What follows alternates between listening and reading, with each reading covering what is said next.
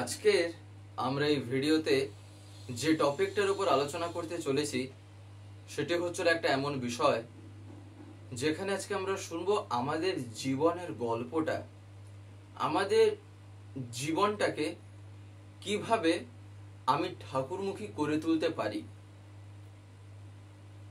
কিংবা জীবনটাকে ইষ্টমুখী করে তোলা যায় কিভাবে।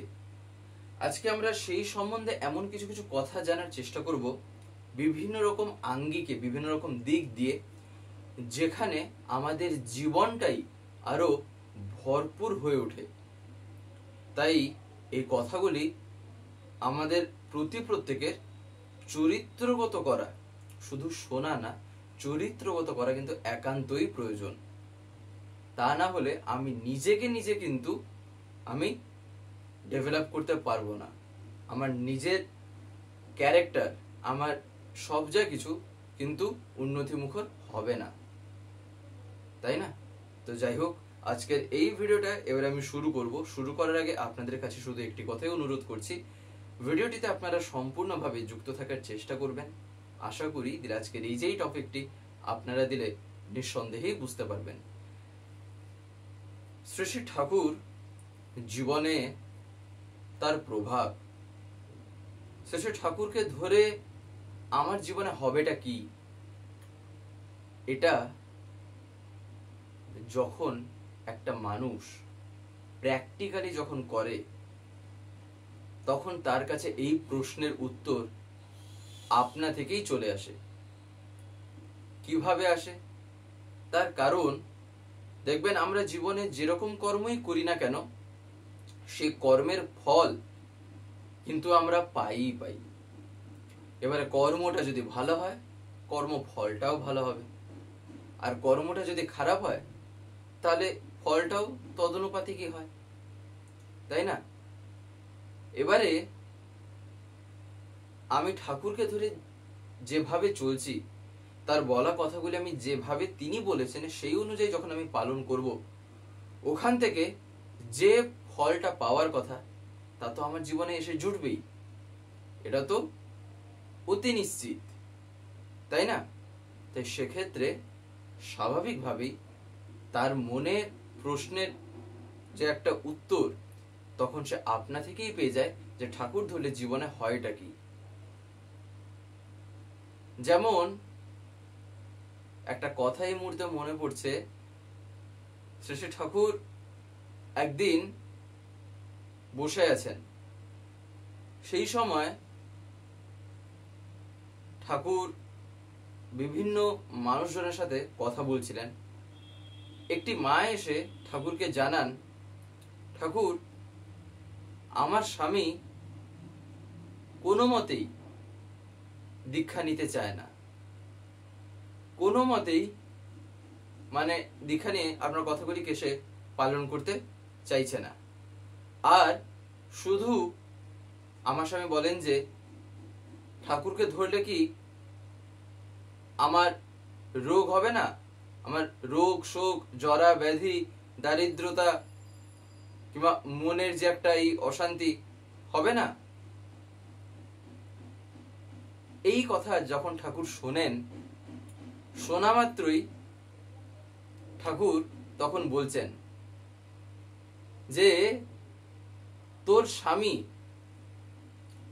যে বলছে ঠাকুরকে ধরলে রোগ শোক জরা ব্যাধি দারিদ্রতা এগুলি হবে না, ও তো নিজেই যখন বলছে হবে না, তাহলে তোর অসুবিধাটা কোথায়?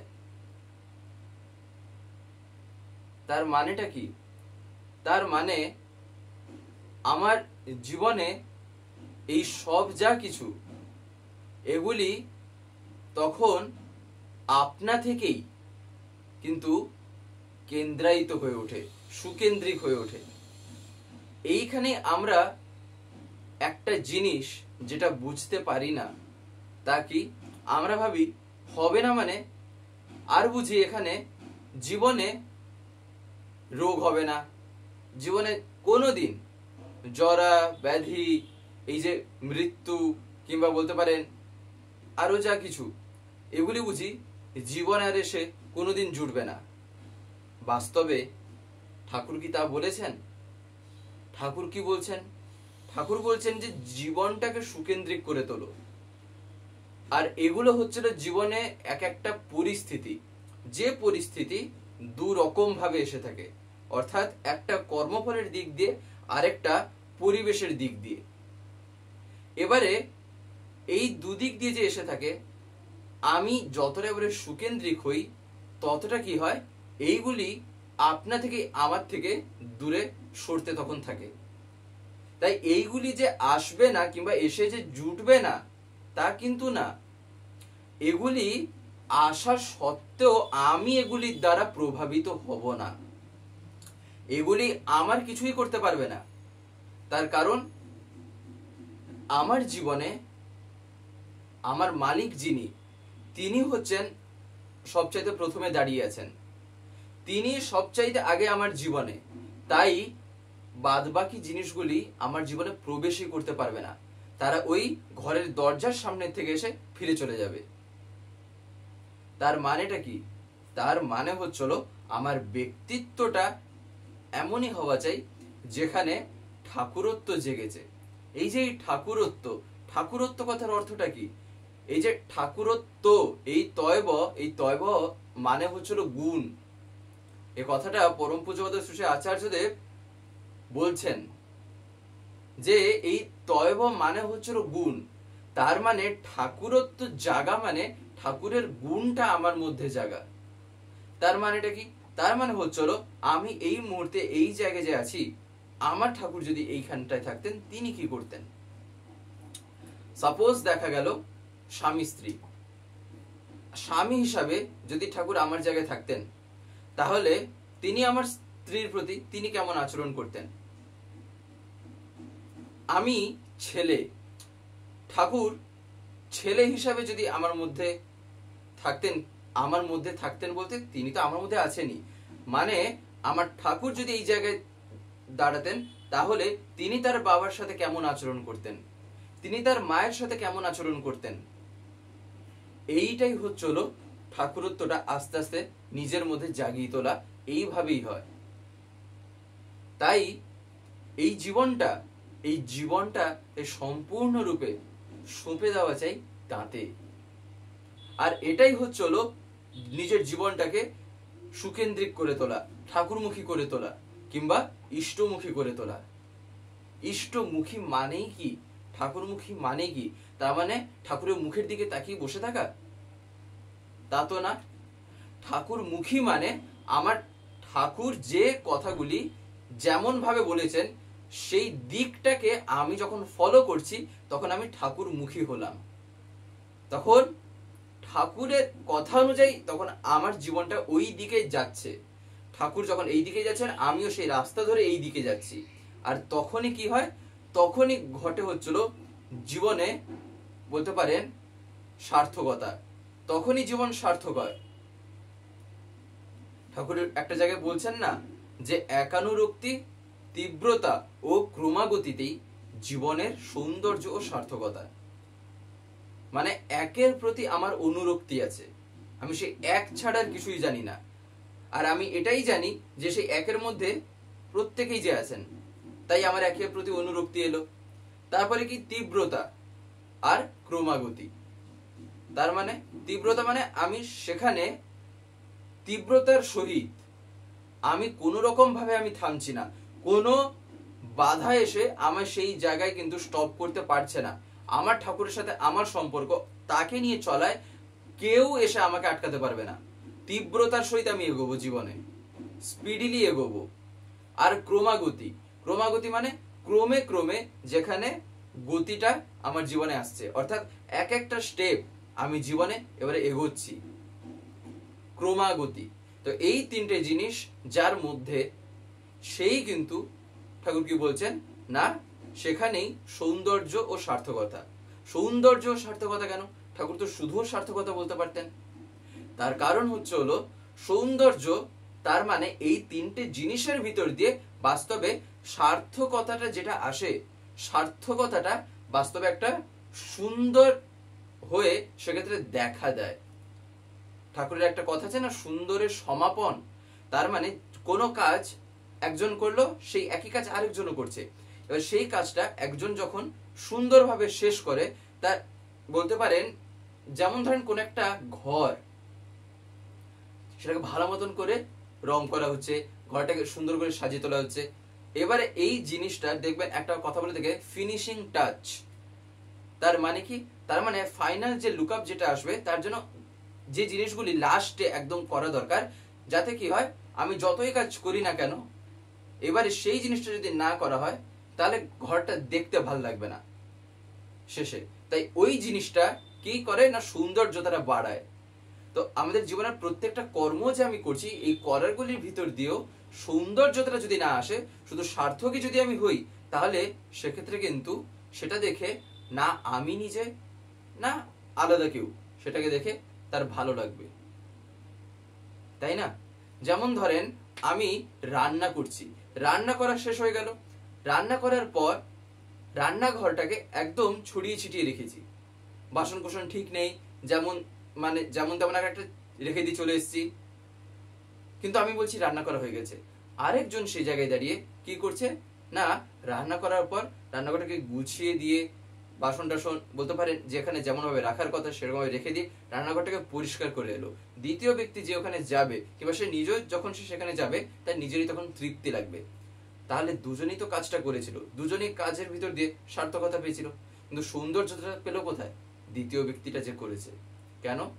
সেক্ষেত্রে সেই জিনিসটাকে, সেই রান্নাঘরটাকে পরিষ্কার পরিচ্ছন্ন রেখে তার মনে তৃপ্তির জন্য আর প্রত্যেকের জন্যই সেক্ষেত্রে একটা কি সুন্দরতা দেখতে পাচ্ছে। তাই আমাদের জীবনের গল্পটাও কিন্তু তাই, এই জীবনের গল্পটা তাই ঠাকুরের সাথে এই কারণে যুক্ত করে তোলা দরকার। সার্থক আমি এদিক ওদিক নানান দিক দিয়ে হয়তো আমি হয়ে যাচ্ছি, কিন্তু সেই সার্থকতাটাকে আমি কতটুকু আমি সঠিকভাবে নিজের জীবনে কাজে লাগাতে পারলাম, আমি যে জিনিসটা আমি জীবনে হাসিল করতে পেরেছি সেই জিনিসটাকে আমি কতটুকু সঠিকভাবে ইউটিলাইজ করতে পারলাম। টাকা আমি অনেক আয় করছি, অনেক আমার ইনকাম, এবারে সেই টাকাটাকে আমি যেসব জায়গায় আমি দিয়েছি, যেসব জায়গায় আমি টাকাটাকে ব্যয় করেছি, সেগুলি কতটুকু ঠিক, কতটুকু জায়গায় আমি সঠিকভাবে টাকাটাকে ইউটিলাইজ করতে পেরেছি। তা না হলে যতই আমি আয় করি না কেন, যতই আমার ইনকাম হোক না কেন, মনে হবে কিছুই হচ্ছে না, তাই না? তাই আমাদের জীবনের গল্পটা এটাই। আর অধিকাংশ ক্ষেত্রে এখানেই মানুষ কিন্তু ফেলটা হয়, এই নিজের জীবনটাকে সাজাতে পারে না বলে, তাই না? দেখবেন আমরা অনেকে বলি না, এটা হচ্ছে না সেটা হচ্ছে না, আমার মনটা ঠিক নেই, তার মনটা ঠিক নেই, বাড়িতে আমার সাথে যারা আছেন কারোর সাথে আমার মিল নেই, কিংবা বাড়িতে অশান্তি, পরিবারে ঝামেলা, এসব নানান রকম কথা। আচার্যদেবের কাছে এখন যারা প্রত্যেক দিন যারা আসছেন না এইসব কথা নিয়ে, তাদের এক একটা কথা আচার্যদেব এমন বলছেন, পুরো চিন্তা ভাবনাটাই পুরো পাল্টে দিচ্ছেন, পুরো আঙ্গিকটাই তিনি ঘোরাচ্ছেন, যে কিভাবে নিজের জীবনটাকে মানে গড়ে তোলা দরকার, যাতে কিনা একটা ফুলের মালা দেখবেন একটা সুতো থাকে, একটা সুতোর মধ্যেই যখন প্রত্যেকটা ফুল এসে জড়ো হয়, সে প্রত্যেকটা ফুল সে একটা সুতোয় বাঁধা বলেই একটা মালা তৈরি হলো, যেটা দেখতে ভালো লাগছে, তাই না? তাই এই কারণেই কিন্তু আমাদের প্রত্যেকের চাই হচ্ছিল সেই একটা জায়গায় এসে মিট করা, একটা জায়গাতেই আমরা সবাই, আমি সে একটাতেই যখন আমি কি করছি না, আমরা প্রত্যেকে এসে যুক্ত হচ্ছি, তখন স্বাভাবিকভাবেই আমাদের প্রত্যেকের জীবনযাত্রাটাও এমনি ঠিক হয়। আর সবারই একটা জিনিস যেটা চাই, যে কথাটা শ্রী ঠাকুর একদিন বলেছিলেন, তা হচ্ছিল একটা ছিল ব্যক্তিগতভাবে আর একটা বেষ্টিগতভাবে বা সমষ্টিগতভাবে। এই ব্যক্তিগত আর সমষ্টিগত এই জিনিসটা একটা সাংঘাতিক জিনিস। আমি যতক্ষণ না নিজে ইন্ডিভিজুয়ালি আমি নিজের প্রতি যদি না আমি খেয়াল না রাখি, অর্থাৎ আমি কতটুকু ঠাকুরের হয়ে উঠলাম, আর আমি কতটুকু ঠাকুরের কথাটা এই জায়গায় এইরকম ভাবে মেনেছি আর মানিনি, এই অবজারভেশন জিনিসটা যদি না আসছে, তাহলে বুঝতে হবে না আমি নিজে মানসিকভাবে ঠিক থাকবো, না আমার মন ঠিক থাকবে, আর আমি যে সমষ্টিতে যাব না কেন কোথাও আমি গিয়ে দাঁড়িয়ে থাকতে পারবো না, কোথাও আমার সেক্ষেত্রে আমি মিশে যেতে পারবোই না। তার কারণ ওইটাই, হ্যাঁ টাকা পয়সা থাকলে হয়তো টাকার গরম দেখিয়ে আমি সেই জায়গায় দাঁড়িয়ে যাব, কিন্তু সেটা কতদিন টিকবে? সেটা কি চিরকাল টিকে থাকতে পারবে? পারবে না। কেন পারবে না? টাকা দিয়ে সবকিছুই কিন্তু করা যায়, সবকিছু, কিন্তু সেই টাকার জোরটা একটা জায়গা পর্যন্ত, তারপরে আর হয়ে ওঠে না যদি না আমার জীবনে মানুষ থাকে। আমি যদি কোটি টাকাও যদি আমি কামাই, কোটি টাকাও যদি আমার ইনকাম হয়, আর যখন জীবনে ধরেন কোনো একটা সময় কিছু একটা হলো, সেক্ষেত্রে হয়তো সেই লোকটার কোটি টাকা কামানো সত্ত্বেও তার জীবনে এমন একটা হয়তো একটা রোগ হলো, এমন একটা হয়তো সে অসুস্থতায় এখন ভুগছে, যেখানে তাকে হসপিটালে ডাক্তারের কাছে নিয়ে যেতে হবে, চেম্বারে নিয়ে যেতে হবে, অথচ একটা লোক নেই যে এসে তাকে জীবনে মানে বাঁচাবে, একটা লোক নেই যে এসে তাকে ডাক্তারের কাছে নিয়ে যাবে, অথচ কোটি টাকা মাস গেলে কামায়। তাহলে সেক্ষেত্রে টাকা কি তাকে রক্ষা করতে পারবে যদি না তার সাথে একটা মানুষের সম্পর্ক ভালো থাকে? তাই মানুষের সাথে মানুষের সম্পর্ক তখনই ভালো হয় যখন সেক্ষেত্রে কি হয় না একে অপরের হৃদয়টাকে, মনের গল্পটাকে যখন আমরা বুঝতে পারি, আর সেইটাকে আমি যতটা ঠিক করব, যতটা আমি রিফাইন্ড করব, ততটাই ভালো। দেখবেন ওই যে জল একটা জায়গা থেকে বয়ে আসছে, সেই জায়গা থেকে যে বয়ে আসছে সেখানে তো নানান রকম ধুলো বালি নানান রকম নোংরা হয়তো থাকতে পারে, আবার সেই জল যখন আমরা বাড়িতেই খাচ্ছি, যখন ফিল্টারের মাধ্যমে আমরা যখন অ্যাকোয়াগার্ড থেকে খাই, তখন ওটা হয়টা কি, ওটা ফিল্টার হয়ে আসে, অর্থাৎ কয়েকটা লেয়ারের ভিতর দিয়ে, কয়েকটা ফিল্টারের ভিতর দিয়ে, যেসব ফিল্টারগুলো লাগানো হয়ে থাকে তার ভিতর দিকে জলটা আরো পিউরিফাইড হয়, তার মানে সেই নোংরাগুলো বেরিয়ে যায়, দিয়ে জলটা আরো ভালো হয়, যেটা কি না আমাদের স্বাস্থ্যের জন্য চেষ্টা করা হয় কি না যাতে তা আমাদের স্বাস্থ্যটাকে ক্ষতি না করে, এই কারণে জলটাকে আরো বলতে পারেন পরিষ্কার করা হয়ে থাকে। তো এটাই হচ্ছিল সেই জলই যেটাকে ফিল্টার করা হলো। তো আমি আমার জীবনের গল্পটাকেও যেন আমি ওইরকম করি, আমার জীবনে যেসব দুর্বলতাগুলি আছে, যে জিনিসগুলি আমার জীবনটাকে বাড়িয়ে তুলতে পারছে না, আর যেখানে যেখানে আমার জীবনে এক একটা ওই লেয়ার, যে লেয়ারগুলির জন্য আমার জীবনটা কি হচ্ছে না আটকে আটকে যাচ্ছে, সেইগুলিকে আমি যেন আগে ফিল্টার আউট করি, সেইগুলিকে যেন আগে আমি বের করি। সবচেয়ে প্রথম চাইছিল আগে ফিগার আউট করা, অর্থাৎ আগে তাকে আইডেন্টিফাই করা, জানা, এটা একটা বিশাল বড় কাজ। তার কারণ অনেক মানুষই কি তার দুর্বলতাই কি সে জানতে পারে না, তার মধ্যে এমন কি আছে যার ফলে সে এগোতে পারছে না, আরেকজন এগিয়ে যাচ্ছে, তার মধ্যে সেটা কি নেই, বা এমন কি আছে যার ফলে সেইটা তাকে বাধা দিচ্ছে, সেটাকে সে আইডেন্টিফাই করতে পারে না। তাহলে সে তখন সেটাকে বের করবেটা কিভাবে যদি না সে আইডেন্টিফাই না করতে পারলো? ঠাকুর দেখবেন বলেছেন সত্যানুসরণে, সর্বপ্রথম আমাদের দুর্বলতার বিরুদ্ধে যুদ্ধ করতে হবে। এবারে দুর্বলতার বিরুদ্ধে আমি যুদ্ধটা করব কখন? যখন আমি দুর্বলতাকে চিনবো। আমি দুর্বলতাকে চিনলামই না, আমি কিসের বিরুদ্ধে কি যুদ্ধ করব? তাই না? এই কারণেই আমাদের জীবনটা তাতে এই কারণে কেন্দ্রায়িত করে তোলা দরকার, একটা আয়নার মতন তখন প্রত্যেকটা কিছু তখন কাজ করে। তখন আমি জীবনে ওই যখন চান করে সে যেমন মাথা আঁচড়ানোর সময় আমি দেখি শীতেটা ঠিকঠাক পড়ছে কিনা, শীতেটা সোজা পড়লো কিনা, চুলটা ঠিকঠাক আঁচড়ালাম কিনা, একটু যারা দেখবেন ছোট বাচ্চারা ভালো করে স্টাইল করে, ওই স্টাইলও যে করছি ওই স্টাইলটা ঠিকঠাক হচ্ছে কিনা, দাড়ি যখন কেটে এলাম দেখছি সাইজ হলো কিনা। তো ব্যাপারটা কি, তার মানে একটা কিছু আয়নার প্রয়োজন পড়ছে যে আমায় দেখিয়ে দিচ্ছে যে হ্যাঁ মুখটা ঠিক আছে, ভাল লাগছে দেখতে, তাই না? তাই জীবনটাও ঠিক আছে কি না, জীবনটাও আমার কেমন সেটা দেখতে গেলে একটা আয়নার প্রয়োজন। তাই তিনি, তাকে ধরলে জীবনে এটাই হয়, তাকে ধরলে তখন আমি বুঝতে পারি যে এইটা তার মানে আমার জীবনে আমি যেসব জায়গায় আমার ফল্ট গুলো হচ্ছে। তাই নিজের জীবনের সাথে আমি কতটুকু তার গল্প রচনা করেছি, আর একটা কথা, তা হচ্ছে হলো, এমন অনেকেই আছেন যারা এই আলোচনাগুলি শোনেন, ঠাকুরের বিভিন্ন বইপত্র পড়েন, খুব ভালো কথা। একটা জিনিস হয়তো দেখবেন, আপনারা লক্ষ্য করবেন, অনেকেই আছেন এমন বলেন, আমি 5 বছর হলো দীক্ষা নিয়েছি, আমি 10 বছর দীক্ষা নিয়েছি, আমি 20 বছর, 25 বছর, 40-50 বছর আমি দীক্ষা নিয়েছি। তাও দেখবেন জীবন চলনাটা এমনই, কোনো দিক দিয়ে মনে হয় না যেন ঠাকুরের, তাই না? তাই তাদের কাছে আবার ঠাকুরের কথা বলতে গেলে তারা বলেন, আমি এত বছর হলো দীক্ষা নিয়েছি, আমি তোমার আগে দীক্ষা নিয়েছি, আমি এই জানি, ওই জানি। বাস্তবে সেসব ক্ষেত্রে কাজটা কি করে জানেন? ইগো। ওই যে একটা ব্যাপার, ওই এত বছর ওই সময়কালেই তারা পড়ে আছেন, যার ফলে জীবনে এগোতে পারছেন না।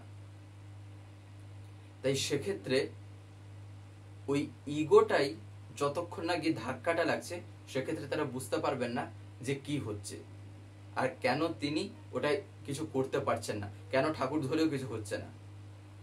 দেখবেন তো, এই যে এত বছর এত ইয়েতে আমি দীক্ষা নিয়েছি, সেই 1900 কততে দীক্ষা নিয়েছিলাম, সে যবেই দীক্ষা নিন না কেন, যবেই তিনি দীক্ষা নিয়ে থাকেন না কেন, তাতে আমার কি, আমার কিছু হবে নাকি? সেটা বললে তার জীবনে কোনো পরিবর্তন আসবে? জিজ্ঞাসা করে দেখবেন তো, যে তিনি তার সারাদিনে 24 ঘন্টার মধ্যে যদি 6 ঘন্টাও যদি একজন মানুষ ঘুমায়, 8 ঘন্টাও যদি ঘুমায়, তাহলে 24 থেকে 8 বাদ দিলে কত হয়? 16 ঘন্টার মধ্যে তিনি যেসব কাজ করেন, কতটুকু তিনি ঠাকুরকে জানিয়ে করেন, কতটুকু কাজ তিনি ঠাকুরকে বলে বলে করেন, জিজ্ঞাসা করতে হয়। কতজন এরকম করে? সবচেয়ে প্রথম এই যে আমরা যারা আলোচনাগুলো শুনছি, আমরাই করি তো। তার কারণ এই কারণে বললাম কথাটা, আমার জীবনে আমি আমার ঠাকুরকে নিয়ে কেমন ভাবে চলছি, সেইটা আমার নিজের ব্যক্তিত্বই কিন্তু আমায় বুঝিয়ে দেবে। কিছুদিন আগে দেওঘরে দেখবেন যে বাণীপাঠ হয়, বাণীপাঠের সময় একটা জায়গায় ঠাকুরের একটা বাণীতে ঠাকুর একটা জায়গায় বলছেন যে, আমরা দেখবেন যখন উপদেশ দিয়ে থাকি, আর যে ক্ষেত্রে আমরা নিজেরা উদাহরণ হয়ে উঠি, ঠাকুর বলছেন এই উপদেশ যখন আমরা দিই, অথচ সেই রকম ভাবে উদাহরণ এখন আমি নিজে হয়ে উঠতে পারিনি, সেটা ভালো। অর্থাৎ উপদেশ দিচ্ছি কিন্তু উদাহরণ এখনো হয়ে উঠতে পারিনি। কিন্তু তার সাথে ঠাকুর বলছেন, উদাহরণের সাথে সাথে যদি উপদেশটা হয়, তাহলে সেটা আরো তার চাইতেও ভালো, তার চাইতেও সেটা অনেক গুণে ভালো। অর্থাৎ এমনি আমি ঠাকুর কথা বলছি, তা তো খুবই ভালো, আর আমার সাথে যারা মিশছে, আমার সাথে যারা কথা বলছে, আর আমি যেখানেই যাচ্ছি সেখানে আমি একটা উদাহরণ হয়ে গেছি আমার ঠাকুরের। অর্থাৎ যে আমাকে দেখছে, যে কথাটা আচার্যদেব বহুদিন ধরে বলে আসছেন, যে আমাকে দেখলেই বোঝো আমার ঠাকুর কেমন, তাই না? এটাই তো তাহলে হয়ে উঠতে হবে। ঠাকুর ওই জিনিসটাই একটা জায়গায় বলেছেন। এটাই কিছুদিন আগে দেওঘরে বাণী পাঠের সময় পড়া হচ্ছিল। তাই আমি আমার জীবনের প্রত্যেকটা কিছু আমি ঠাকুরের সাথে কতটুকু আমি বলছি। আমি যখন চানে যাচ্ছি, একবারও বলছি ঠাকুর আমি চানে যাচ্ছি। চান করার পরে যখন আমি কাপড় শুকাচ্ছি, যখন আমি খেতে বসলাম, যখন আমি দাঁত মাজছি, যখন আমি কারোর সাথে কথা বলছি, আমি কোথাও বেরিয়ে যাচ্ছি, রাস্তাঘাটে হাঁটছি, কিংবা আমি মোবাইল পর্যন্ত দেখছি, আমি সেক্ষেত্রেও বলতে পারি যে আমি মোবাইলটা যে দেখছি, এটাও আমি ঠাকুরকে জানাতে পারি। তাই প্রত্যেকটা সময় এতে হবেটা কি? এতে হবে হচ্ছিল আমার মাথায় থাকবে যে আমার সাথে আমার ঠাকুর আছেন, এটাই হয়। আর এটাই কিন্তু জীবনে দেখবেন কতটুকু এগিয়ে নিয়ে যায়। আর এটা প্রত্যেককে কিন্তু বলাও দরকার। একটা কথা বলেই শেষ করব। পরম পূজ্যপাদ শ্রী আচার্যদেবের কাছে তখন মানে তিনি সন্ধ্যাবেলা বসে আছেন, প্রত্যেকে তখন আমরা ওখানে বসে আছি। এবারে সন্ধ্যা সময় যেমন তিনি এখন বসছেন, বলতে পারেন এই 8টার পরে পরে, এই কাছাকাছি 9টা নাগাদ, রাত 8:30 9টা নাগাদ কয়েকজন গুরু ভাইরা আচার্যদেবের কাছে আসেন, ঠাকুরের একটি কাজ মানে তারা করে আসছেন। এবারে তার ভিতর থেকে একজন দাদা, তিনিও আচার্যদেবকে জানান যে তিনিও গেছিলেন এই কাজে। আচার্যদেব শুনে অসন্তুষ্ট হন। কেন জানেন? আমরা ভাববো কি না, আমিও যদি এরকম গিয়ে বলি তিনি বুঝি খুশি হয়ে যাবেন। এবারে দাদাটি যে বলছিলেন, এবারে তিনি কি ভাবছেন না ভাবছেন সেটা তো আর আমরা জানি না। যাই হোক, তিনি যে বললেন, কিন্তু আচার্যদেব তাতে খুশি হলেন না। কেন?